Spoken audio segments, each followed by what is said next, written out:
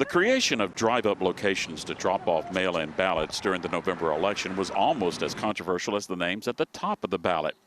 Court fights resulted between the state and several county clerks who claimed that the modifications that they made were done to help those who were fearful of catching COVID-19.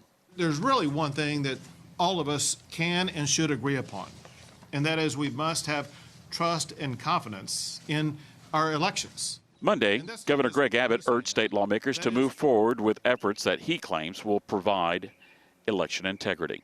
Whether it's the unauthorized expansion of mail-in ballots or the unauthorized expansion of drive-through voting, we must pass laws to prevent election officials from jeopardizing the election process. Some of the proposals include prohibiting mass mailing of absentee ballots, providing poll watcher protection, banning the use of P.O. boxes for voter registration, fast-tracking court challenges, requiring paper ballots with electronic voting machines, and uniform hours of operation for polls.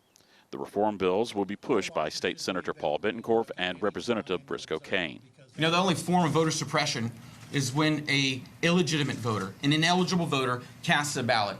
When an eligible voter casts their ballot, what they're actually doing is they're silencing the voice of an American citizen, of someone that is eligible to vote.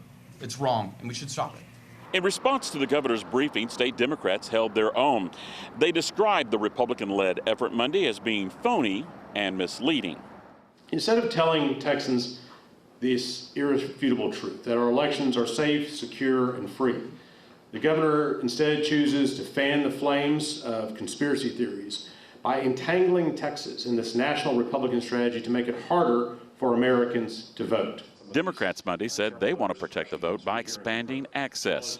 Their ideas include online voter registration, allowing anyone to vote by mail, and more polling locations on college campuses. So we're not for a big bloated government. We don't want the big brother Orwellian state looking over everyone's shoulder and making sure you have a doctor's note and paperwork so you can drive your family member to the polls or your friends to the polls. We would like a voting system that truly has integrity.